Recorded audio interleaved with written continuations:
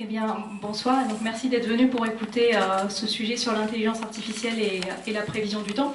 Donc, effectivement, ce soir, on va parler de deux sujets qui sont des sujets finalement assez brûlants parce que la météo fait régulièrement la une de l'actualité. Et puis, l'intelligence artificielle, aujourd'hui, on peut dire qu'on en entend beaucoup parler, voire peut-être même des fois un peu trop parler. Donc, ce qu'on va voir aujourd'hui, c'est comment on peut combiner les deux. Est-ce qu'il y a un intérêt à utiliser cette intelligence artificielle pour les besoins qu'on a en météorologie et plus précisément en prévision du temps?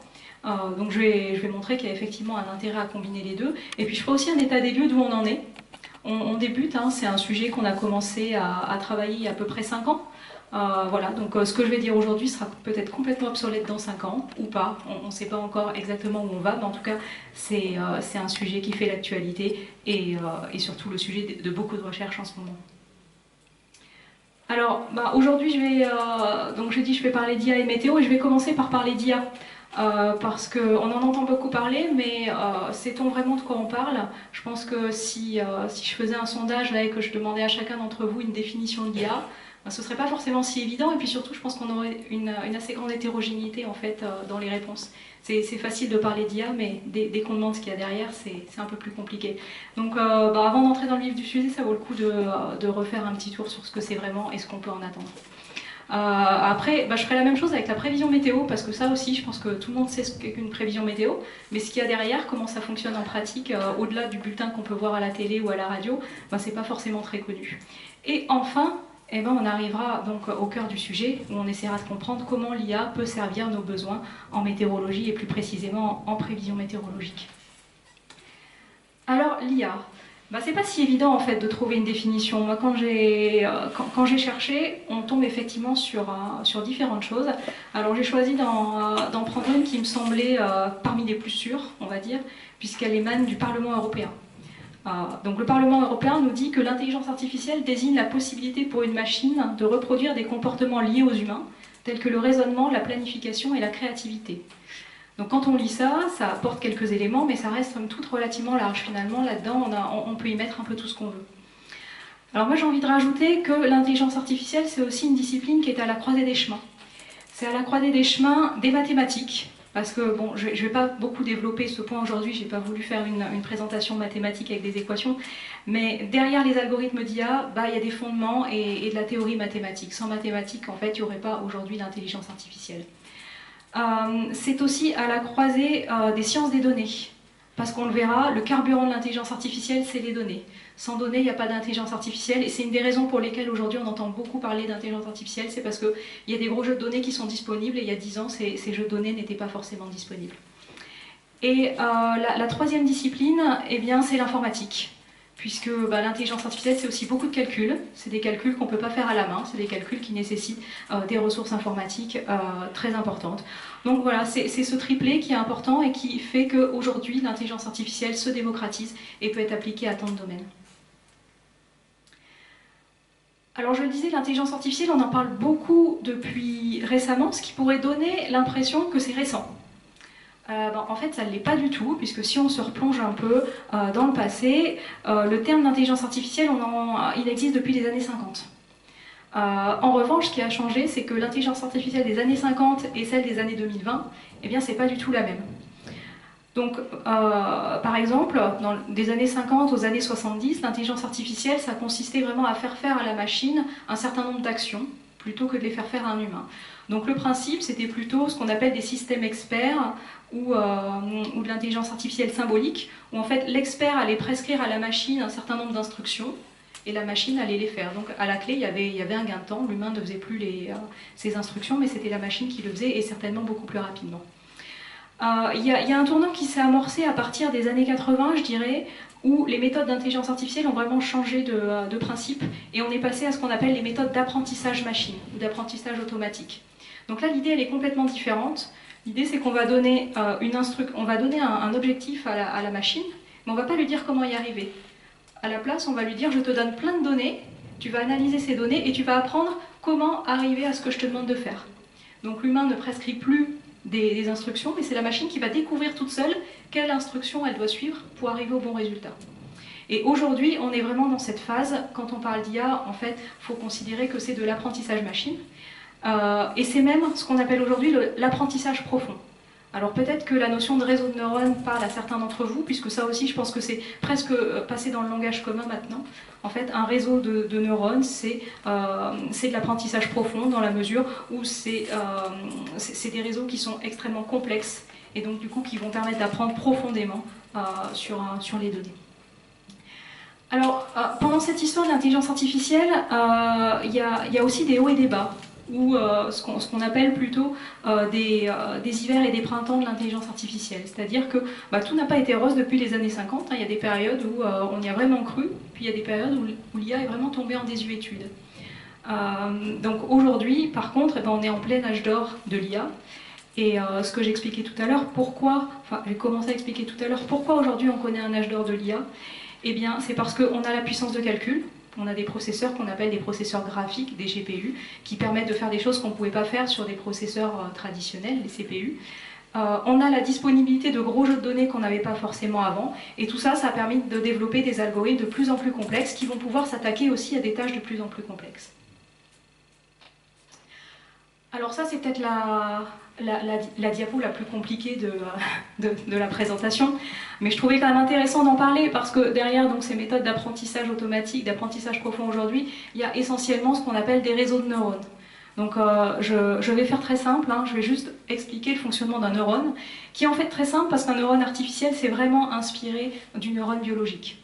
Et ce qui est intéressant aussi, c'est de voir que le neurone artificiel, ça date pas d'aujourd'hui, comme je disais, ça a été pour la première fois introduit dans les années 1940. Donc un neurone, comment ça fonctionne?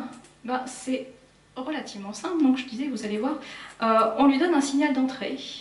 Ce signal d'entrée, le neurone, il va le traiter, et à partir de ce traitement, il va en déduire la sortie, donc le résultat de l'action qu'on lui aura demandé de faire. Donc pour rendre ça plus concret, on peut dire, ce que j'ai demandé à mon neurone, c'est de prévoir la température dans cette pièce dans 1 heure. Donc je vais lui donner un signal d'entrée qui va l'aider à faire ce calcul. Donc qu'est-ce que je peux lui donner? Pour connaître la température dans 1 heure, lui donner la température qu'il fait maintenant, ça peut être intéressant. Lui donner par exemple la surface de la pièce, ça peut être une bonne information aussi. Lui dire combien on est. Donc voilà, en entrée, on va lui donner plusieurs informations qui vont l'aider à faire sa prévision. Donc le réseau ensuite, il va prendre cette information, et puis il fait quelque chose de très simple, il va faire une combinaison en attribuant des poids à chacune de ces informations, selon l'importance de cette information dans le résultat final. Et une fois qu'il a fait cette opération, il nous en déduit là ce qu'on note Y, et Y ça va être la température dans 1 heure. Donc vous voyez, il n'y a pas vraiment de choses extrêmement complexes là-dedans. Donc un neurone c'est bien, mais on va être aussi limité dans la complexité des tâches qu'on va pouvoir traiter avec un neurone, parce que ça reste somme toute une opération relativement simple qu'un neurone va faire. Donc pourquoi on parle de réseau de neurones? Parce qu'on s'est dit, si on associe plusieurs neurones, on va pouvoir traiter des sujets beaucoup plus complexes. Donc aujourd'hui, c'est très rare d'utiliser un seul neurone pour faire de l'IA. On travaille avec ce qu'on appelle des réseaux de neurones, et un réseau de neurones extrêmement basique,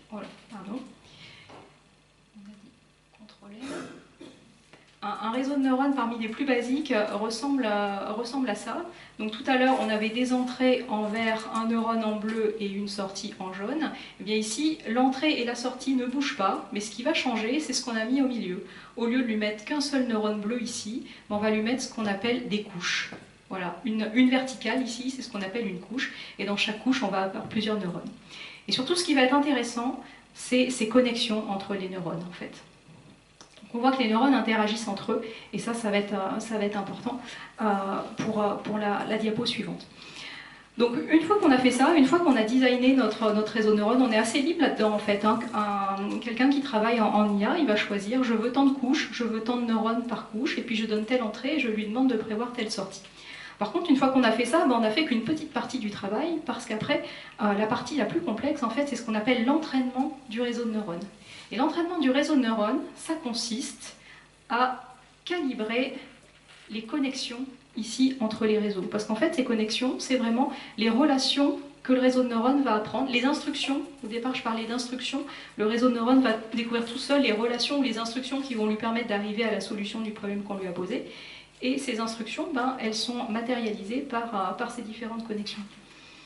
Donc l'entraînement d'un réseau de neurones, c'est la phase pendant laquelle le réseau de neurones, il va apprendre ces connexions. Et pour apprendre, on va lui donner des très gros jeux de données. C'est un processus relativement long, l'apprentissage. En fait, c'est la partie la plus longue. La chose la plus difficile en intelligence artificielle, c'est de faire l'apprentissage du modèle d'IA. Donc pour ça, on lui donne des gros jeux de données, et puis après, de façon itérative, il va apprendre les connexions qui lui permettent d'arriver à la solution la plus satisfaisante. Donc ce que je dis à la fin, c'est que pour réaliser un bon apprentissage, ça peut prendre du temps, ça nécessite surtout des grands jeux de données et des jeux de données de qualité, et puis ça nécessite des ressources de calcul importantes. Alors, qu'est-ce qu'on peut faire avec l'IA? On peut faire beaucoup de choses.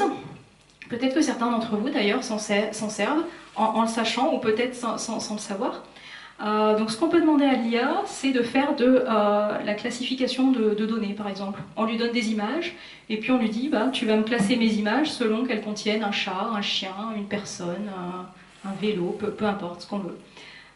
Si on va un peu plus loin, on peut lui dire, dans les images, tu ne vas pas te contenter de me les classer par thématique, mais je vais te demander de reconnaître des formes, de reconnaître des chats, des chiens, des oiseaux, des fleurs, des arbres.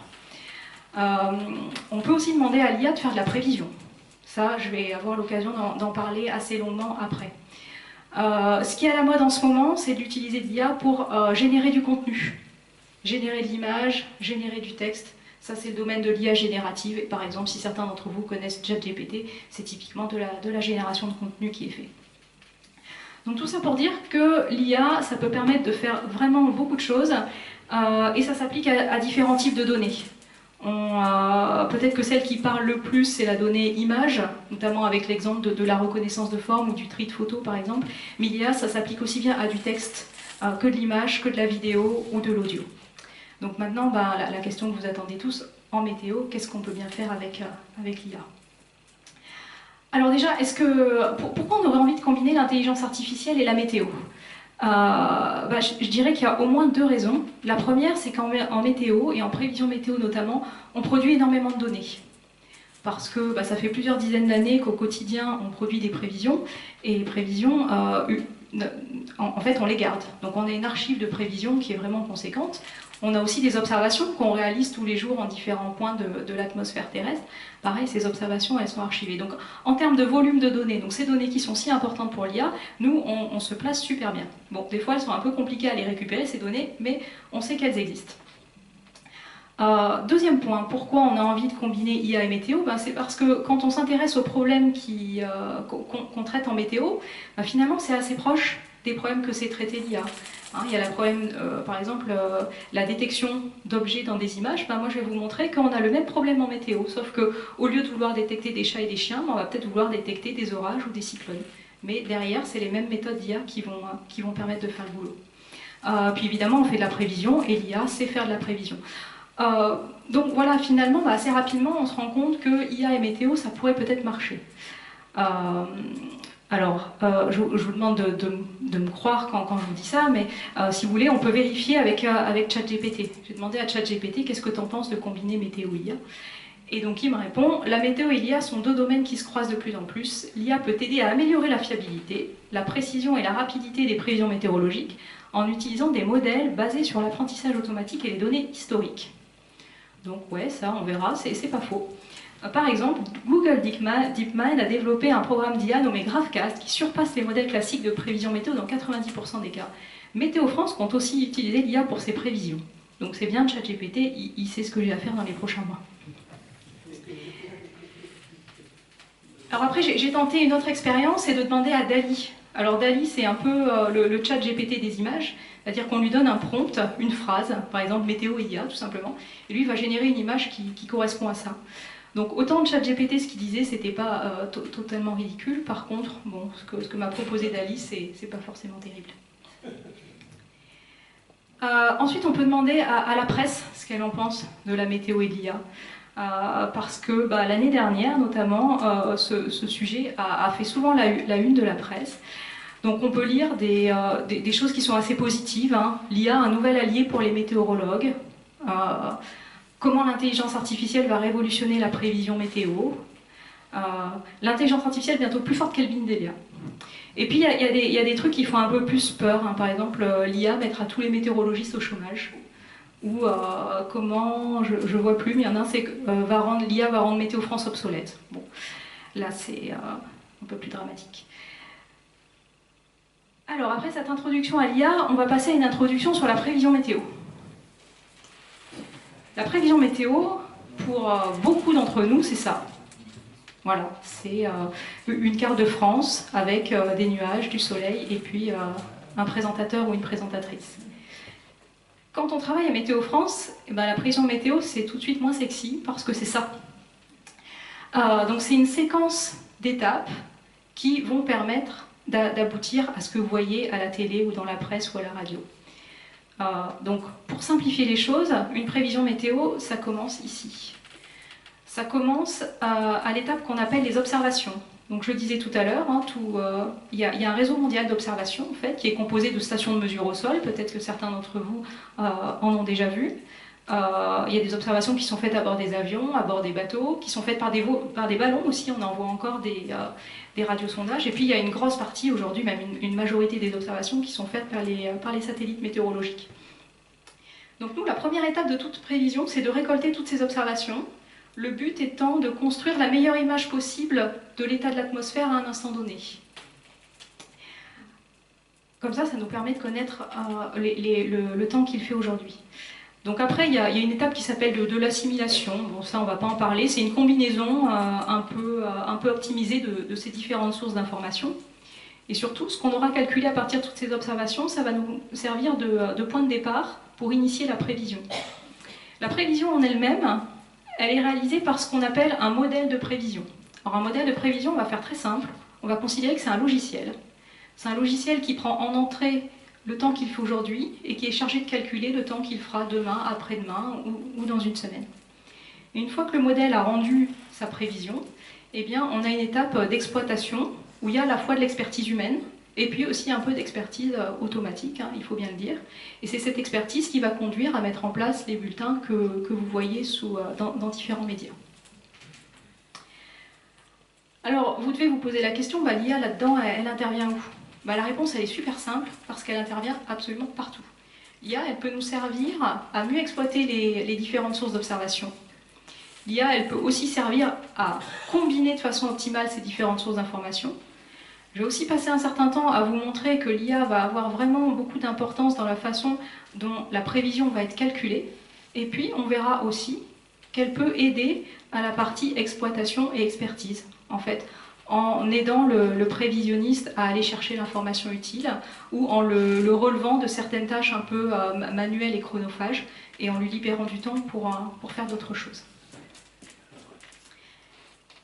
Alors, la suite de ma présentation, ça va être un peu ça. Je vais vous montrer comment, à toutes les séquences de cette chaîne de prévision, l'IA peut apporter quelque chose. Alors, je commence volontairement à la fin de la chaîne. Alors, c'est volontaire parce qu'en fait, ça traduit ce qui s'est passé en pratique. C'est quand on a décidé de se mettre à l'IA, donc il y a à peu près 5-6 ans, on a commencé par cette partie-là. Alors, pourquoi ? C'est parce que dans cette partie-là, le prévisionniste, il reçoit plein d'informations. Parce qu'il y a plusieurs prévisions qui sont calculées tous les jours par les modèles.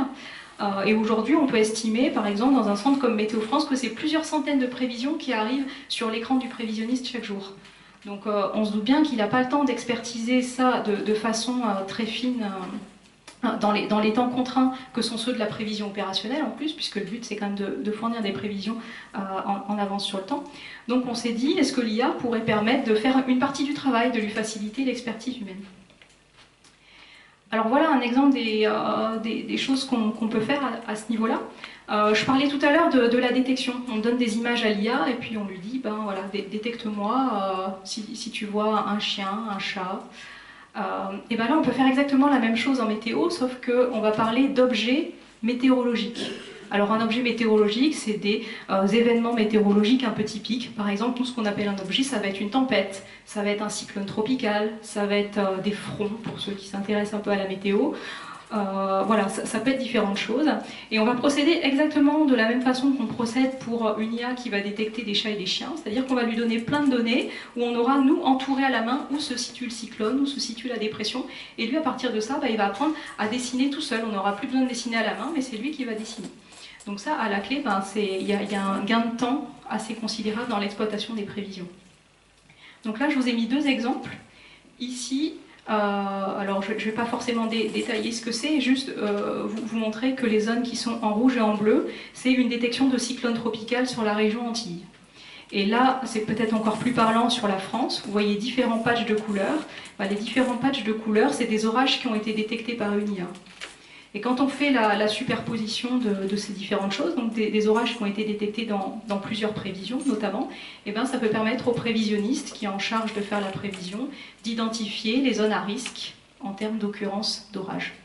Avant, on aurait pu le faire, mais c'est prévisionnistes qui l'auraient fait à la main et ça aurait pris beaucoup trop de temps. Alors, une autre chose qu'on fait depuis longtemps avec l'IA, parce que l'IA à Météo France, souvent on me pose la question depuis quand vous utilisez l'IA à Météo France. Donc là, je vous ai dit que ça fait depuis 5 ans, on voit vraiment une accélération de la recherche sur cette thématique.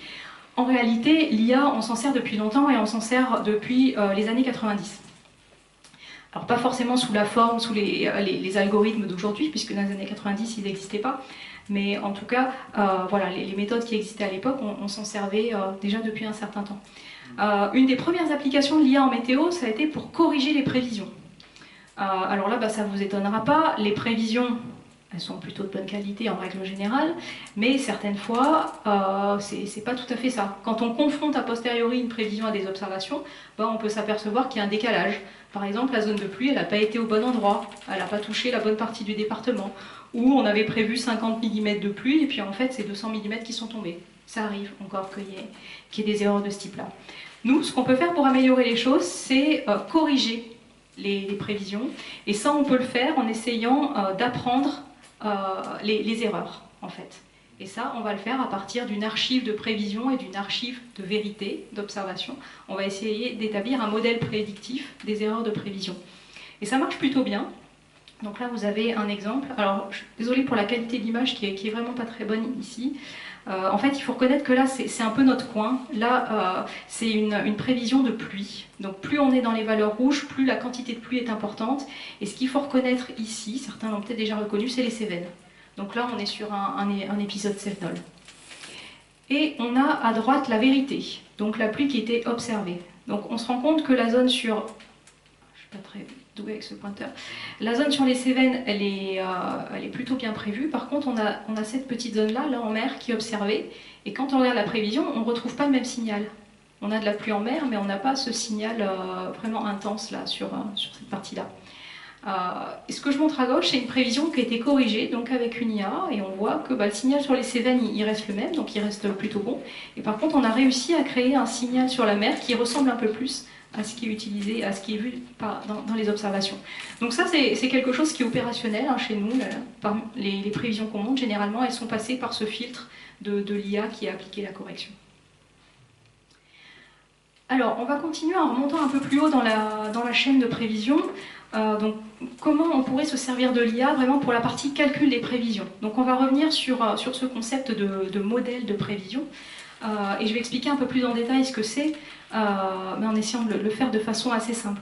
Donc un modèle de prévision, je vous ai dit, vous pouvez le voir comme une boîte noire, comme un logiciel, auquel vous donnez en entrée le temps qu'il fait aujourd'hui, et puis lui, il doit calculer comment le temps qu'il fait aujourd'hui va évoluer au cours des prochaines heures et des prochains jours. Alors si on veut essayer de comprendre un peu ce qu'il y a quand même à l'intérieur de ce modèle, je dirais qu'aujourd'hui, à l'intérieur de ce modèle, il y a essentiellement de la physique. C'est-à-dire que l'atmosphère, c'est un fluide. Donc, basiquement, on peut lui appliquer des équations assez connues de la mécanique des fluides. Et puis, on applique un certain nombre d'autres relations.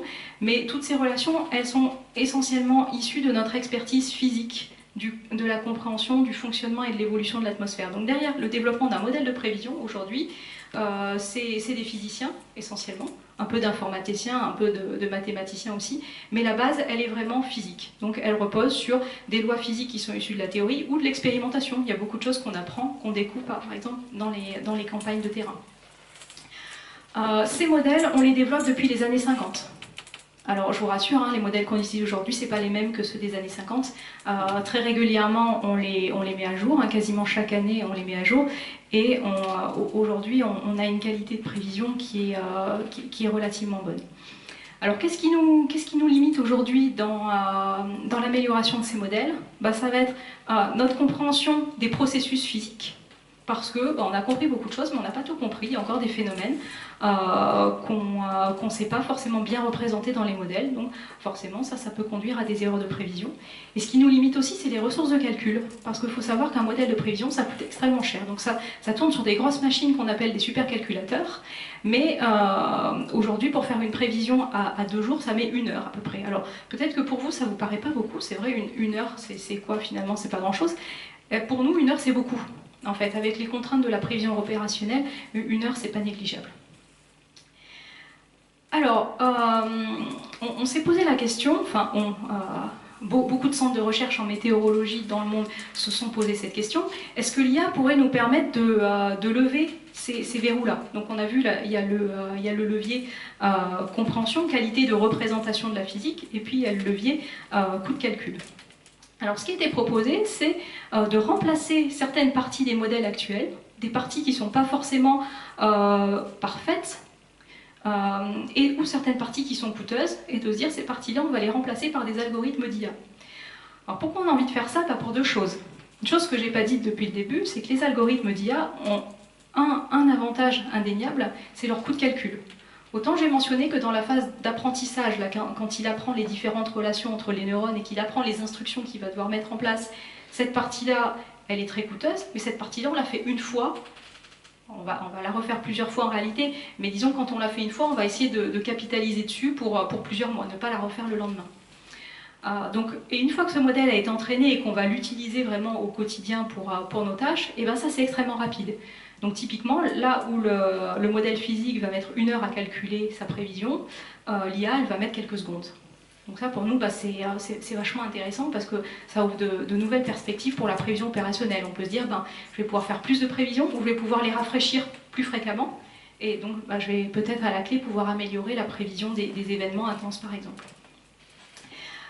Et puis sur les parties qu'on ne représente pas encore bien dans les modèles, on peut se dire que l'IA, elle, va peut-être essayer de trouver comment représenter ces phénomènes mieux que nous. Parce que comme on va lui donner beaucoup de données, on va lui dire maintenant, tu essaies d'apprendre à partir de ces données comment fonctionne tel phénomène physique, et elle va peut-être être capable de découvrir des relations que l'humain n'a pas été encore en mesure de découvrir par lui-même. Donc ça fait au moins 2 bonnes raisons d'essayer d'identifier des parties du modèle qui pourraient être avantageusement remplacées par des algorithmes d'IA. Mais le plus disruptif, il n'est pas là. Le plus disruptif, il est est-ce qu'on pourrait complètement remplacer la philosophie du modèle de prévision? Est-ce que je pourrais ne plus mettre de physique et laisser une IA complètement découvrir par elle-même comment on fait de la prévision? Donc comment on passe de l'état de l'atmosphère à un instant T à un instant ultérieur. Alors, qu'est-ce que ça apporterait de faire ça? Ça apporterait, comme je disais tout à l'heure, un gain en temps de calcul qui est assez considérable pour nos applications. Donc quelques secondes versus 1 heure pour la méthode classique aujourd'hui. En revanche, ça soulève un certain nombre de questions. C'est vraiment un changement de paradigme. Parce que la prévision météorologique, jusque-là, c'est de la physique. Donc on a confiance dans les modèles parce qu'on sait ce qu'on y a mis. Et le jour où on se plante, on peut essayer de remonter dans la chaîne et de dire c'est tel composant en fait qui marche pas bien. Donc dans les prochains mois, je vais essayer de travailler là-dessus pour améliorer ce composant et essayer de faire mieux les prochaines fois. Donc j'en ai parlé, les entraînements, il y a un déplacement aussi de la ressource de calcul. Au quotidien, ça va très vite, mais dans la phase d'apprentissage, d'entraînement, ça reste quand même de la ressource de calcul importante. Je dis aussi depuis le début, le carburant des méthodes d'IA, c'est la donnée. Donc la qualité de ce qu'on va apprendre ici va vraiment dépendre de la qualité de la donnée qu'on lui donne. Si on a des sources de données qui sont profondes, des archives profondes, qui sont homogènes, là on a de la chance, on a une chance que l'IA apprenne des choses intéressantes. Si on lui donne des petits jeux de données ou des choses qui sont faites un peu de briques et de broc, là ça va marcher beaucoup moins bien. Et puis surtout, en fait, là, ce qui va beaucoup changer par rapport à un modèle physique, c'est la notion d'explicabilité. Je le disais tout à l'heure, un modèle physique, on peut remonter aux équations, donc on peut remonter vraiment à ce qui a marché, ce qui n'a pas marché. Un modèle d'IA, c'est une boîte noire. Alors ça, c'est un message qui est souvent véhiculé dans les articles de vulgarisation, et c'est vraiment un point important. C'est que le modèle, il apprend des choses, mais c'est extrêmement difficile d'aller diagnostiquer ce qu'il a appris. Alors ça, quand on est extérieur au domaine, peut-être que c'est difficile à se représenter, mais les connexions que j'ai montrées tout à l'heure entre les différentes couches de neurones, sur la figure, il y en avait quelques dizaines. En réalité, c'est plusieurs millions, voire plusieurs milliards de connexions qu'il y a dans les algorithmes qui sont capables aujourd'hui d'apprendre la prévision météorologique. Donc aller diagnostiquer ce que le modèle a appris dans ces différentes connexions, aujourd'hui c'est quasiment impossible. Alors, si j'avais fait cette présentation il y a 3-4 ans, je vous aurais dit, bon, oui, sûrement qu'un jour ça marchera. C'est sûrement une bonne idée, parce que la météo se prête très bien à ce genre d'exercice, d'une résolution purement IA. Mais je vous aurais dit, je pense qu'on en est loin. Je reviendrai peut-être vous en parler dans 10 ans. Mais c'était sans compter sur quelques grandes entreprises qui se sont emparées du problème, et en fait qui depuis 2 ans nous assaillent quasiment tous les 3 mois avec un nouveau modèle d'IA qui permet de remplacer les modèles de prévision actuels. Alors certains en connaissent peut-être, hein. On a des modèles qui aujourd'hui s'appellent Pangu Weather, qui s'appellent GraphCast ou GenCast. Alors en plus, ce qui nous a surpris, donc il y a la vitesse à laquelle ça a été proposé, on s'y attendait vraiment pas du tout. Et la deuxième surprise, ça a été les acteurs. Parce que depuis les années 50, les personnes qui développent les modèles de prévision, c'est les services météorologiques nationaux, éventuellement des universitaires, c'est, on va dire, des gens dont c'est le métier. Là, les gens qui ont développé ça, c'est des gens dont ce n'est pas le métier. Parce que c'est Google, c'est Huawei, c'est Microsoft. Voilà, donc vraiment, ça a créé un certain émoi dans la communauté. Alors, je vais rendre les choses un peu plus concrètes. Qu'est-ce que ça vaut, ces modèles de prévision qui ne reposent que sur l'IA, par rapport à des modèles de prévision qui intègrent toute la connaissance physique que l'on a de l'atmosphère? Eh bien, ça vaut ce que vous avez sous les yeux. Alors ici, vous avez 2 prévisions. Alors, si vous avez de bons yeux, vous arriverez à reconnaître qu'ici, on est sur l'Atlantique. La France, elle n'est pas droite, là, elle est ici. On a la France, l'Espagne, le Portugal. Et puis ici, on a l'Atlantique et on voit un petit bout d'Amérique ici. Sur cette prévision, qu'est-ce qu'on voit? Là, ce qui va être important, c'est de regarder les plages de couleurs. Les plages de couleurs, c'est la température au sol. Et plus on va être dans les couleurs proches des jaunes-oranges, plus on va être chaud, température chaude, et plus on va être dans les bleus, plus les températures sont froides. Mais alors là, surtout, ce qui est intéressant, c'est que c'est les 2 mêmes prévisions. Pour le même jour, la même heure. Il y en a une qui est faite par le modèle qui est opérationnel à Météo France aujourd'hui. Il y en a une autre qui est faite par un modèle d'IA. Alors, moi, à chaque fois que je présente ces 2 images, j'ai besoin de me reconcentrer pendant 3 secondes pour essayer de savoir qui est qui. De votre place, je pense que c'est encore plus difficile.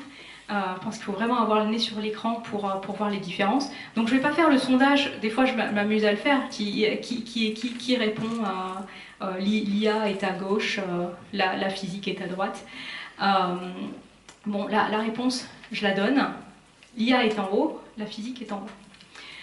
Donc tout ça pour dire que ces modèles d'IA, qui remplacent complètement les modèles physiques, ils ne sont pas parfaits. On sait qu'ils ne permettent pas encore de fournir toute la richesse des prévisions qui reposent aujourd'hui sur des modèles physiques. Néanmoins, ils sont loin d'être dans les choux. Il y a de l'information de qualité dans ces modèles, mais il faut continuer à travailler dessus.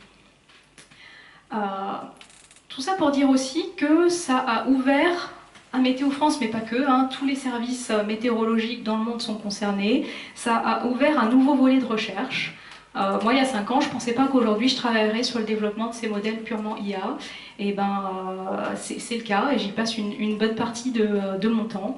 Donc aujourd'hui, on a besoin d'apprendre plus à travailler avec ces modèles, surtout de comprendre plus ce qu'ils font. Parce que la météo, ça reste, notre mission, c'est une mission de sécurité des personnes et des biens. Donc on est en mesure de nous demander un jour si on fait une prévision qui n'est pas bonne, qu'est-ce qui s'est passé et pourquoi on s'est trompé. Donc je le disais, aujourd'hui avec les modèles actuels on pourrait le faire, au moins on pourrait donner une partie de réponse. Avec les modèles d'IA, aujourd'hui on ne pourrait pas le faire. Donc si on veut qu'un jour ces modèles d'IA deviennent une nouvelle façon de faire de la prévision, il faut qu'on travaille sur la partie interprétabilité et explicabilité de la décision. Je vais revenir à des choses un peu plus légères. Là, c'était le gros morceau qu'on vient de faire. Donc, on va remonter jusqu'au premier maillon de la chaîne. Donc, le premier maillon de la chaîne, j'ai dit, c'est les observations. Et l'IA, là, ça va être assez pratique pour exploiter différents types d'observations. Là, je montre une application que j'aime bien, donc, qui a été développée à Météo France. En fait, là, c'est un chercheur qui s'est dit, on a plein d'images de webcam souvent même sur des autoroutes. Et c'est assez pratique parce qu'elle nous indique souvent quand il y a de la neige.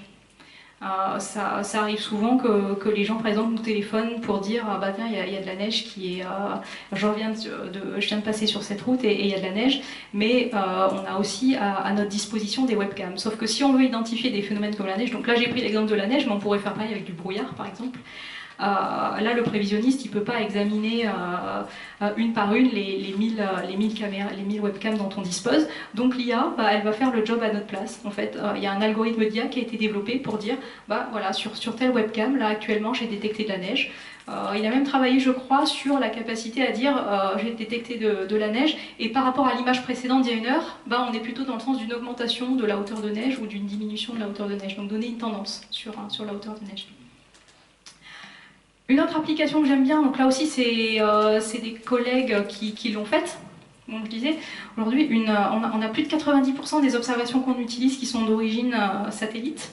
Donc les satellites, ça permet d'avoir une estimation de la couverture nuageuse et éventuellement du type de nuage aussi qu'on a. Par contre, ça ne permet pas d'avoir une information sur la quantité de précipitation au sol, quantité de pluie. Or la quantité de pluie, ça reste pour nous en météorologie un élément super important pour la prévision du temps sensible. Et donc ce qu'ils ont développé, c'est un algorithme qui est capable de prévoir, donc un algorithme d'IA qui est capable de passer de l'image satellite à une estimation de la quantité de précipitation au sol. Donc ça, pour un usage opérationnel, c'est vraiment important parce qu'on n'a pas forcément des stations de mesure au sol, un maillage très important au niveau des stations de mesure de la précipitation au sol.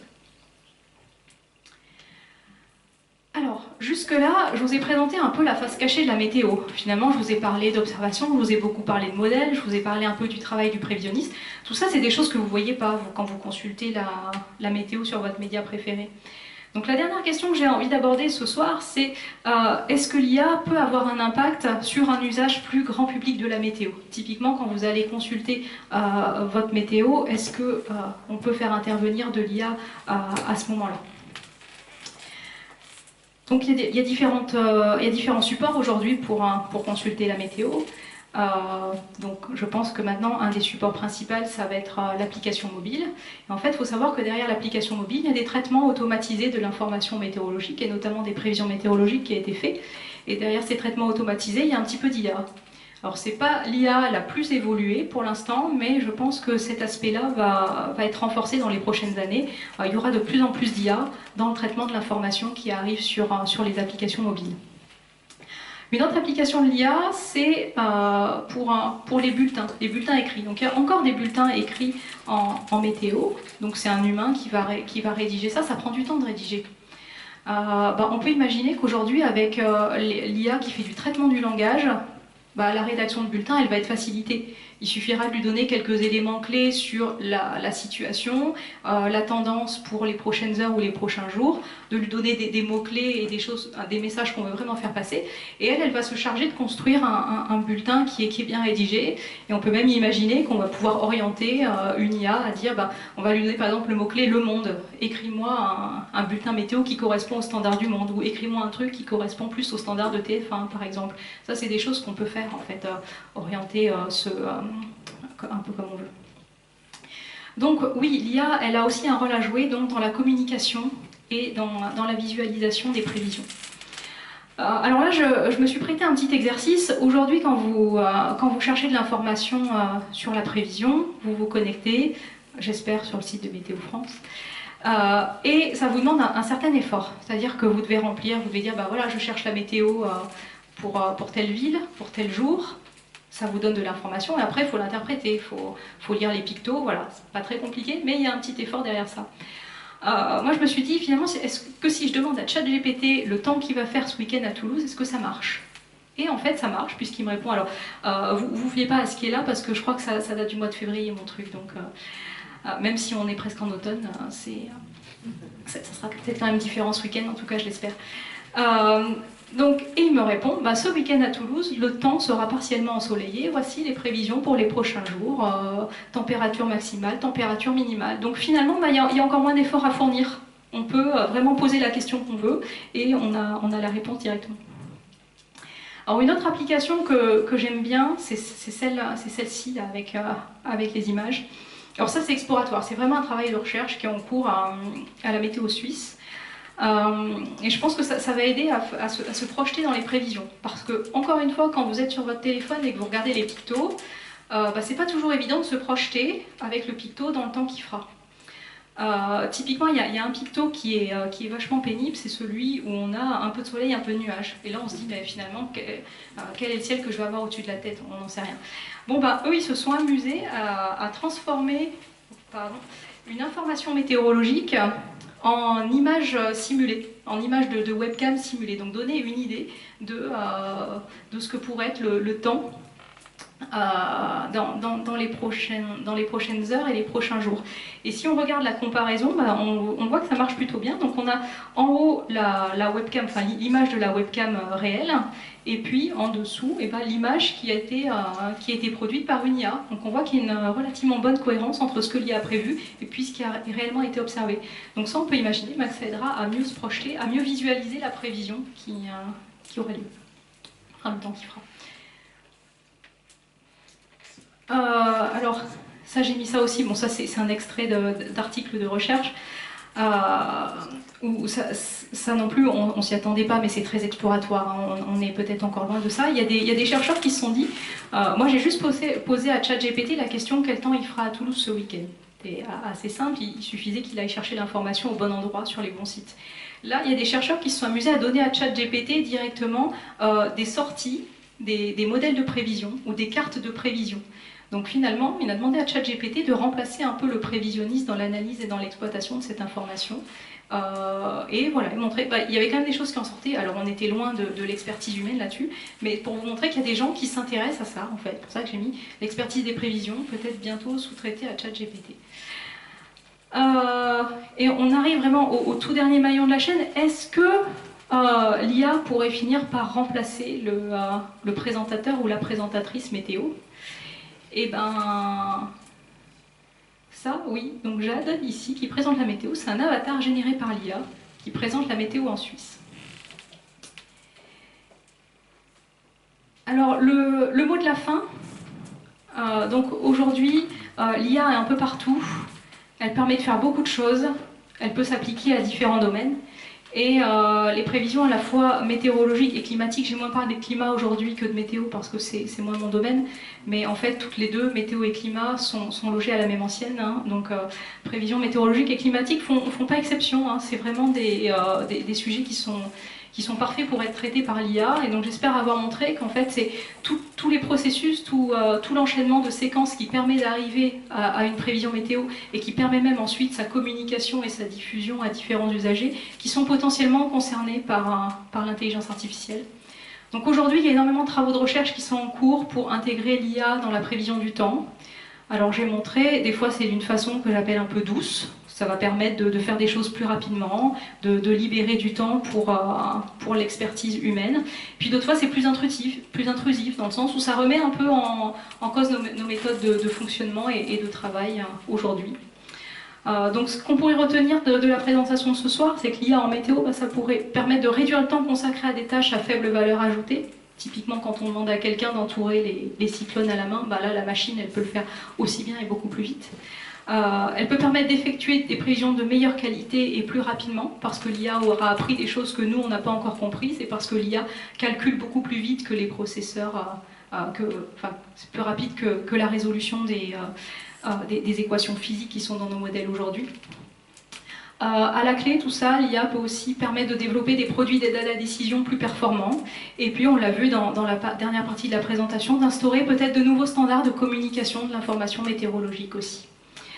Bon, ça c'est sur les points positifs, mais il n'y a pas que des points positifs, et j'espère, je pense qu'il faut faire passer aussi ce message là, c'est que l'IA, ça soulève de nouvelles questions et ça ouvre de nouveaux challenges. Comment on construit les jeux de données pour apprendre une bonne IA, la notion d'explicabilité aussi, qu'est-ce qu'a appris le modèle IA, c'est super important. Souvent on pose la question, le climat change. Si vous avez appris une IA sur le climat des 50 dernières années, ça ne va jamais marcher pour pour le climat des 10, 20, 30 ou 40 ans prochains. Et ça, c'est effectivement une des questions qu'on doit résoudre, c'est les capacités d'extrapolation d'une IA dans un climat qui est changeant. Voilà, donc aujourd'hui, j'ai essayé de montrer plusieurs réalisations. Et puis surtout, il reste encore beaucoup de travail à faire pour que ces nouvelles méthodes d'IA deviennent vraiment un nouvel outil qui est utilisé au quotidien dans les différentes tâches d'une prévision météorologique. Je vous remercie.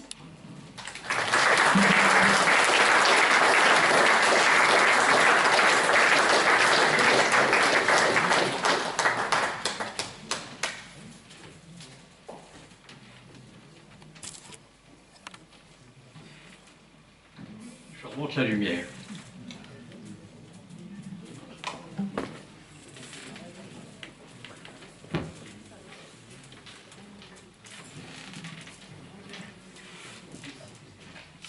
Merci. Oh, excusez-moi pour voir un peu plus clair. Donc, votre conclusion a répondu à la question que j'allais poser. C'est justement dans l'évolution de la météorologie, donc avec des phénomènes extrêmes de plus en plus fréquents et de plus en plus importants. Donc, quelle serait pas la fiabilité, mais disons l'évolution de l'IA et l'apport de l'IA dans les prévisions météorologiques de façon à les prendre en compte. Oui, c'est une bonne question. Hein. Donc aujourd'hui, c'est vrai que les IA, on les entraîne sur des archives passées. Donc typiquement, quand je vous ai montré les deux prévisions qui se ressemblaient, il y en avait une de l'IA et puis une de la physique, l'IA avait appris sur les 50 dernières années. Donc on peut se dire, dans 10 ans, si j'utilise ce modèle, vu que le climat aura changé, est-ce que ça sera toujours d'actualité? Il y a au moins deux réponses. Je dirais qu'il y en a une, c'est... Bon, l'IA est très performante sur les situations qu'elle a vues pendant son apprentissage, c'est une réalité, mais elle a des capacités d'extrapolation. Si ça change un petit peu, elle peut être capable de s'adapter. Par contre, si la gamme de changements est trop importante, elle va effectivement se planter. Après, il y a aussi l'IA qu'on utilisera dans 10 ans, ça ne sera pas celle qu'on a entraînée aujourd'hui. On refera des entraînements régulièrement en intégrant de la donnée de plus en plus récente. Donc l'IA qu'on utilisera dans 10 ans, elle aura vu les 10 dernières années.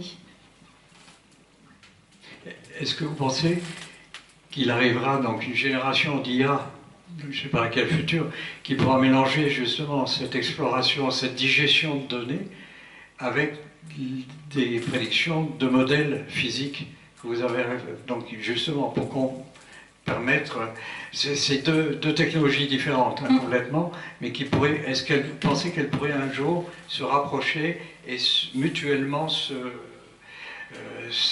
interagir? Oui, alors nous, ce qu'on envisage, c'est pas de se dire l'IA va complètement remplacer la physique, c'est-à-dire qu'il faut trouver une complémentarité entre les deux approches. Donc la complémentarité, elle peut se trouver de différentes façons. L'IA, je disais, elle peut peut-être nous permettre de découvrir des choses qu'on n'a pas encore comprises. Si elle nous permet ça, on peut se dire, à partir de ce que j'ai appris avec l'IA, je vais l'intégrer dans mon modèle physique. Je vais intégrer cette nouvelle relation. Donc effectivement, on travaille beaucoup sur des aspects hybrides. Ça, c'est important. Un autre point important aussi, c'est qu'en fait, derrière les modèles d'IA aujourd'hui, il y a de la physique. Implicitement, il y a de la physique parce que les jeux de données sur lesquels elle a appris, c'est des jeux de données qui sont issus de la modélisation physique. Elle n'a pas appris sur des observations directement, enfin pas dans les cas que j'ai montrés, elle a appris sur des archives de modélisation. Donc implicitement, en fait, ce qu'on dit, c'est que l'IA, aujourd'hui, la démonstration qui a été faite avec les modèles d'IA, elle est assez convaincante et le travail qui a été fait est assez spectaculaire, mais s'il n'y avait pas eu les modèles physiques, aujourd'hui, il n'y aurait pas ces modèles d'IA.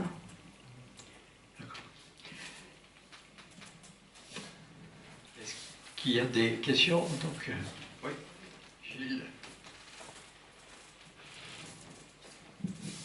Bonjour et merci beaucoup pour cette présentation.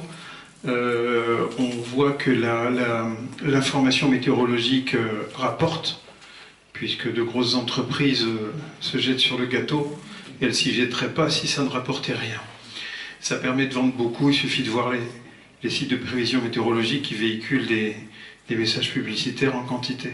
Je voudrais revenir sur la place de l'individu, parce que pendant très longtemps, Météo France s'est appuyé sur le réseau des petites gens qui faisaient des observations dans leur jardin de façon systématique, tous les jours. Dans ma famille, j'avais 2 personnes qui notaient tout et qui ensuite envoyaient à Météo France régulièrement leurs données. Et on voit que, et vous venez de le confirmer il y a 2 minutes et demie à peu près, que l'IA travaille sur ce qu'elle a, sur ce qu'on lui a injecté, sur ce dont on l'a nourri, enfin les IA travaillent sur ce dont on les a nourris, et notamment donc toutes ces données-là collectées, là je vais le dire au niveau du sol, puisque rares sont les jardiniers qui ont des satellites ou des ballons sondes à disposition. Et est-ce que ça donne malgré tout un niveau de performance et d'acceptabilité et de validation de la prévision, quand même. Et deuxième partie de ma question, que vont devenir toutes ces observations de terrain? Est-ce que finalement on n'en aura plus besoin? Ou est-ce que... Alors monsieur fait non devant moi, merci, mais je pose quand même la question. Et est-ce que justement ces observations de terrain vont permettre de limiter un petit peu les erreurs qu'on a vues tout à l'heure, le manque de finesse, par exemple le Groenland qui était une grosse tache verte avec une uniformisation de météorologie sur tout le Groenland alors qu'il y avait des variations. Merci. Et des jardiniers au Groenland.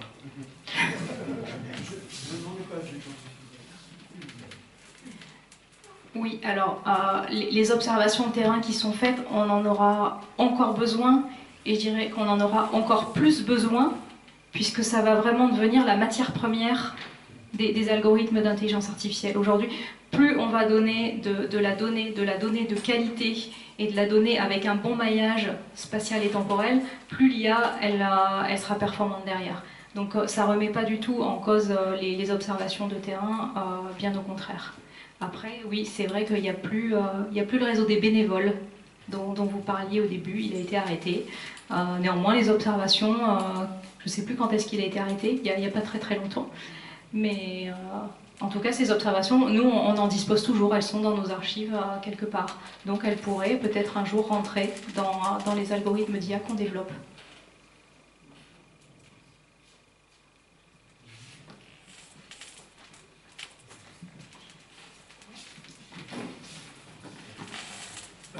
Merci, Madame, pour votre discours, qui était très, à mon avis, complexe, parce qu'il y avait plein de choses que vous n'avez peut-être pas dit sur la façon dont fonctionne l'IA, et c'est vraiment très très compliqué, très complexe. Par contre, je me suis posé la question pendant votre discours.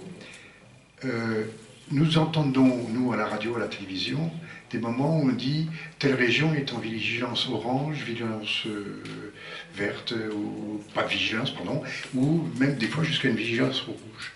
Je pense, mais je ne sais pas si c'est vrai, qu'on déclare une vigilance à partir du moment où on craint qu'il va y avoir quelque chose.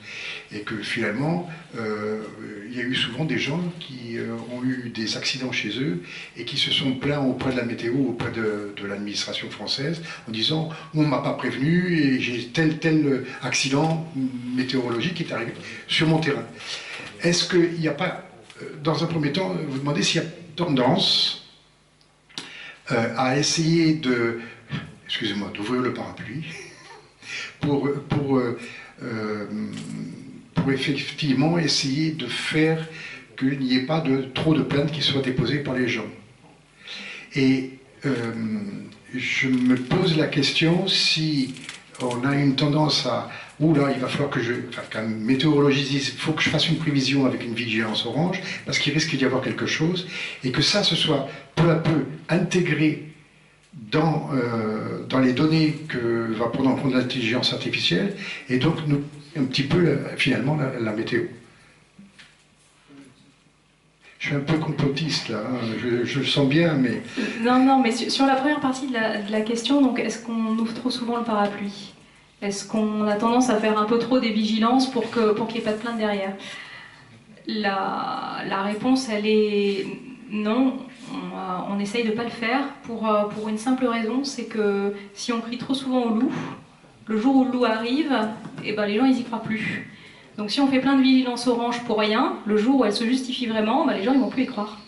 Donc justement il faut absolument éviter de faire ça, et je pense qu'on essaye au maximum de le faire. Et ensuite, alors la deuxième partie de la question, Par rapport à la vigilance, le fait de modifier un petit peu les informations qui passent à la télévision, par exemple. alors, Je vais vous donner un autre oui. exemple. On nous annonce qu'il va faire beau ce week-end. On dit il va faire beau. Eh bien, si les gens, si j'ouvre ma radio et que j'entends qu'il va faire beau ce week-end, si j'avais envie d'aller à la mer, je dis tiens, mais je vais aller ce week-end à la mer. Et que si jamais il ne fait pas beau, eh bien, je me suis quand même placé pour aller jusqu'à la mer. Que nos activités soient influencées, et ça on doit le remarquer quelque part, par les visions météorologiques.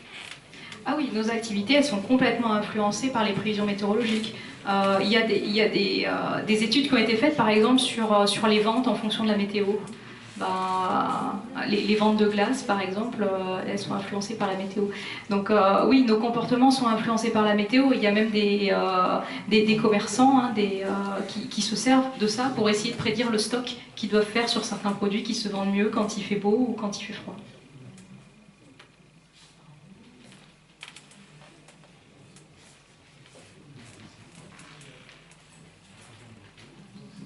Merci. Oui, bonsoir et merci pour votre présentation. Moi j'avais une question sur la prévision saisonnière, parce qu'apparemment vous avez abordé la prévision plutôt à l'échéance de 7 ou 10 jours. Et la question que je voulais vous poser, c'est est-ce que l'intelligence artificielle peut améliorer la prévision saisonnière, ou en tout cas essayer de la rendre plus fiable, j'allais dire. Oui. Alors, c'est une très bonne question parce que toutes les échelles temporelles sont concernées potentiellement par l'IA. De la météo des prochaines heures jusqu'aux projections climatiques. Et entre les deux, il y a de la prévision saisonnière ou de la prévision décennale. Alors pourquoi c'est le cas? Parce que le fondement de la prévision, quelle que soit l'échelle de temps, c'est toujours la même chose en fait. Aujourd'hui, un modèle qui fait de la prévision saisonnière et un modèle qui fait de la prévision pour demain, c'est en gros la même chose, avec quelques réglages différents, quelques configurations différentes, mais la base physique est la même.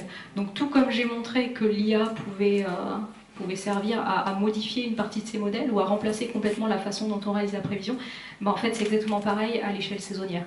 Et aujourd'hui, on a des travaux qui sont engagés sur l'IA pour la prévision saisonnière. C'est vrai que c'est pas l'échelle de temps sur laquelle on a le plus regardé pour l'instant l'impact de l'IA, mais en tout cas ça débute et il y a des choses qui sont en cours.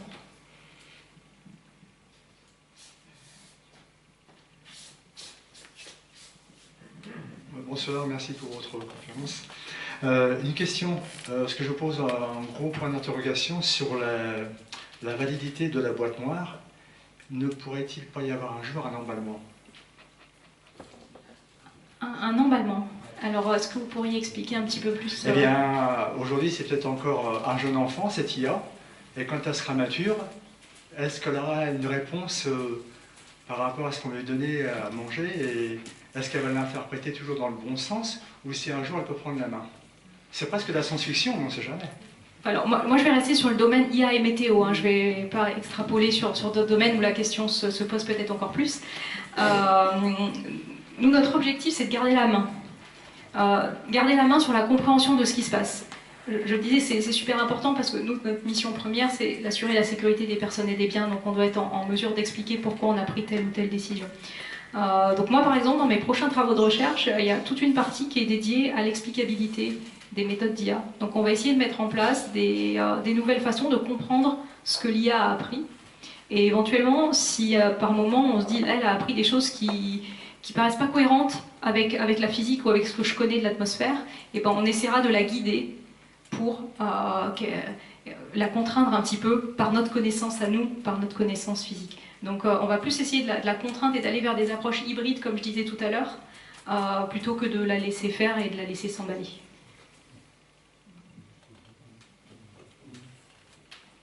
Bonsoir. Plusieurs questions viennent à la suite de votre intervention. La première, petite fille, arrière-petite-fille d'agriculteur, on a des mâles et des mâles de calepins, d'almanach avec nos ancêtres qui écrivaient tel jour il a fait telle météo, ainsi de suite. Et d'une année sur l'autre, on arrivait à se projeter. J'ai le sentiment que depuis 2003, depuis cette énorme cet énorme épisode de canicule. C'est très difficile de se projeter d'un été à l'autre. Enfin, là, je pointe l'été. Hein. Et c'est très compliqué avec des événements qui sont de plus en plus, qui sont subis, qui sont de plus en plus violents, de se dire oh bien, sur 5 ans, on peut avoir telle tendance. Alors l'IA pourra peut-être nous aider dans l'agriculture, on le souhaite, mais la météo, c'est toujours notre épée de Damoclès, et c'est très compliqué. Donc ça, c'est la première question, c'est comment... Enfin, on n'a pas... Pour l'instant, j'ai pas le sentiment qu'on est très aidé à ce niveau-là. Deuxième question, alors là, c'est très technique, cela concerne le traitement des informations. Vous avez parlé de l'IA, qui avait besoin qui permettait, grâce à des calculs très rapides, d'obtenir des réponses rapides. Si on prend un labyrinthe avec, au final, on a une entrée dans le labyrinthe, plusieurs chemins pour accéder à son issue, à la sortie. Un ordinateur classique, comme on a, est sur une base binaire 1, 0, et un ordinateur classique va commencer par prendre une première combinaison, il va faire une seconde, et ainsi pour arriver à la fin. Un ordinateur quantique, lui, va prendre toutes les possibilités, et il va aller très vite. Je voulais savoir si l'IA convergeait, enfin, si l'IA et tout ce qui était technologie quantique avaient travaillé ensemble. Est-ce que, voilà. Où est-ce qu'on en était à ce niveau-là? Alors là, je vais avoir du mal à répondre, je pense, parce que l'informatique quantique, je ne m'y connais pas du tout. Et le lien avec l'IA, ben, encore moins. Donc là je... Alors, et bon, il y a la première question, pardon, et alors la seconde, peut-être alors focaliser sur, est-ce que vous alimentez cette IA au quotidien, et du coup, est-ce qu'il faut être, en plus d'être mathématicien, est-ce qu'il faut être psychologue? Bon là, la météo, c'est un peu moins flagrant, mais c'est vrai que lorsqu'on va se projeter sur des questions très sociales, eh bien, il faut être, est-ce qu'il faut être, en plus d'être mathématicien, psychologue, enfin, ça requiert énormément de qualité. Donc, est-ce que vous, au quotidien, vous alimentez cette IA? Enfin, est-ce que vous posez des questions pour que ça se génère? Ou est-ce que vous achetez des bases de données voilà, est-ce que vous êtes partie prenante, votre laboratoire? Comment ça se passe? Notre laboratoire, il entraîne des algorithmes d'intelligence artificielle et c'est nous qui choisissons la donnée qu'on lui donne. Après, on n'achète pas des jeux de données. Enfin, généralement, les jeux de données, ils sont à nous. Ou alors, si on achète, c'est qu'on a acheté des données satellites, mais qu'on achète de toute façon déjà pour faire autre chose. Donc oui, on est partie prenante dans l'information qu'on donne à l'IA. On est partie prenante dans le design, aussi dans le choix des algorithmes d'IA. On intervient là-dessus. Donc oui, je ne sais pas si ça répond complètement à votre question, mais... Et sur la première question, alors j'ai retenu que la question se finissait par « on n'est pas très aidé ». Mais j'ai pas totalement saisi sur quoi vous souhaitiez que je réponde exactement. Il y avait... oui, il y a une grande variabilité dans la météo d'un été à l'autre, par exemple, et en particulier depuis 20 ans, et on a du mal à se projeter, du coup... Exactement. On a des épisodes comme 76, on avait comme ça des événements un peu... qui étaient ponctuels, mais on avait, c'est vrai que quand on prend les almanachs très anciens, moi j'ai 4 générations d'almanachs par exemple, on se rend compte qu'il y a des tendances, et depuis 2003, c'est complètement... anarchique, donc c'est compliqué de se projeter depuis 20 ans, comme on fait maintenant. Est-ce que... Alors au contraire, il y a une tendance qui est super claire depuis 20 ans, c'est que si on regarde les courbes de température, en fait la tendance elle est à la hausse. Il y a une tendance de réchauffement qui est hyper claire. Par contre, ce qui se passe, c'est que le long de cette tendance, il y a aussi de la variabilité. C'est pas parce que la tendance entre 2003 et 2023 elle est à la hausse que l'été 2022 est forcément plus chaud que l'été 2021, qui lui-même est plus chaud que l'été 2020 en fait. Il y a une variabilité interannuelle, mais le signal, quand on le moyenne sur les 20 dernières années, quand on regarde sa tendance, il est à la hausse. Donc on peut se projeter en moyenne, mais rien n'interdit que, par exemple, peut-être là que l'été 2024, il va être plus froid que l'été 2023. Et ça c'est pas contradictoire avec le fait qu'on a une tendance au réchauffement, pas du tout. C'est-à-dire qu'on change de paradigme et on change de proverbe également, c'est ça. ce sont les proverbes qui guident les travaux ruraux, en fait, souvent. À la Saint-Machin, on fait ça. Et puis après, on fait autre chose. Voilà.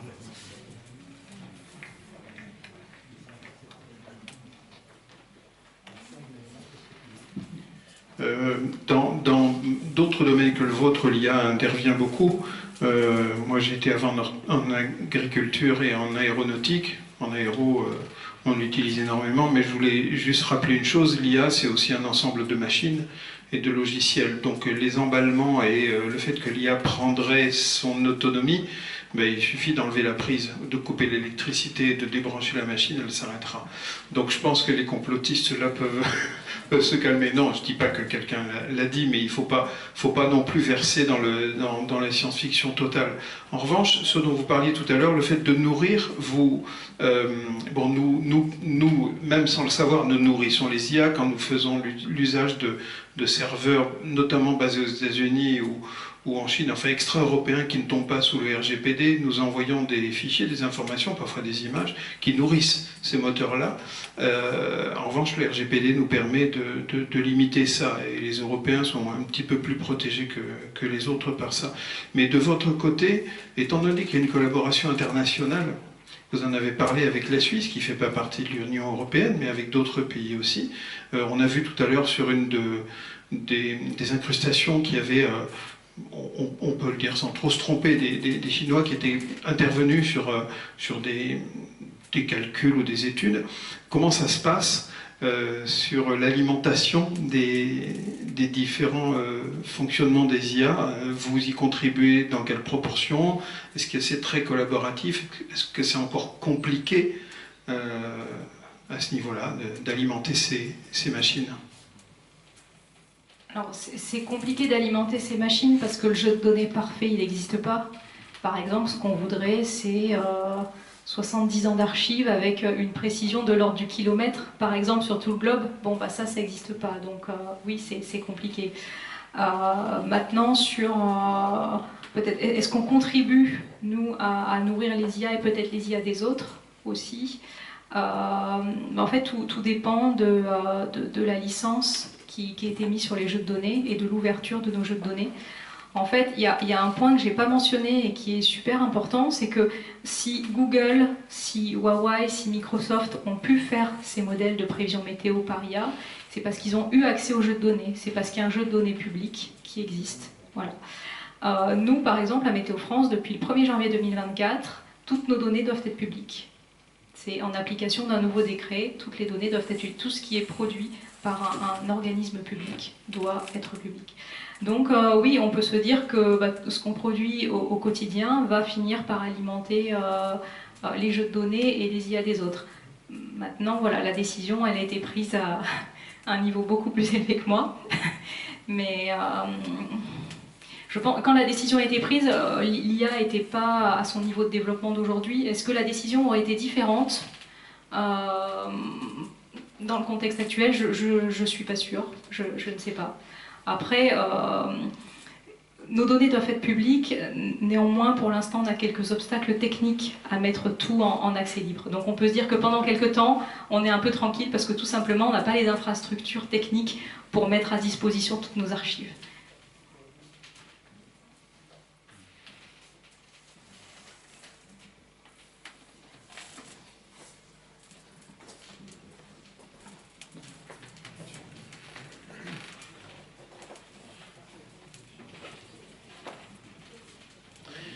Les médias ont beaucoup parlé, à tort ou à raison, de l'ensemencement des nuages pour les pluies artificielles.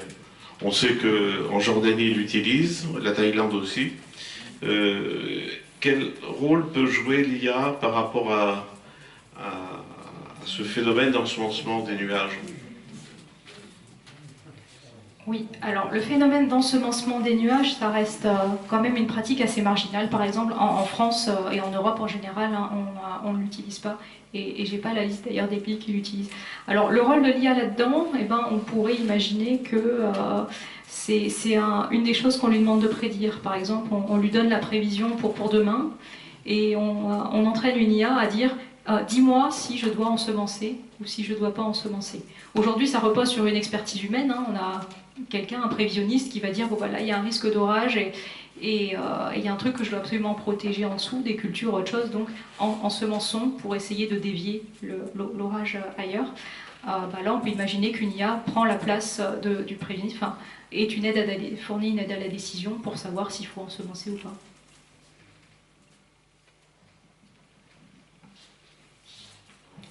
Bonsoir.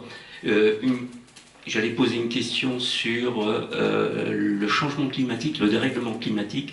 Est-ce que ce n'est pas le moment rêvé pour vous d'affiner les modèles? Alors, c'est-à-dire de rectifier par exemple le poids qu'on a accordé à certaines variables ou de mieux comprendre certaines rétroactions, par exemple. Oui, alors le moment d'affiner nos modèles, c'est toujours le moment d'affiner nos modèles. En fait, moi, mon boulot, c'est d'affiner les modèles. Ça fait 20 ans que j'essaie d'affiner les modèles et qu'on est plusieurs dizaines à essayer d'affiner les modèles tous les jours. Donc, oui, c'est vrai que dans le contexte de réchauffement, on a envie que ça marche encore mieux, encore plus rapidement, mais disons qu'il n'y a pas que le réchauffement climatique qui nous invite à faire ça. On a besoin d'affiner les modèles parce que un écart de 50 km sur 300 mm de pluie, c'est important. Si la pluie elle tombe en pleine campagne ou si elle tombe sur Montpellier, c'est pas pareil. Et ces erreurs-là, on en fait encore. Donc il n'y a pas qu'en contexte de réchauffement, c'est aussi en contexte de météorologie au quotidien, où voilà, le but d'un centre de météorologie, c'est tout le temps d'améliorer ces modèles et d'essayer de les affiner.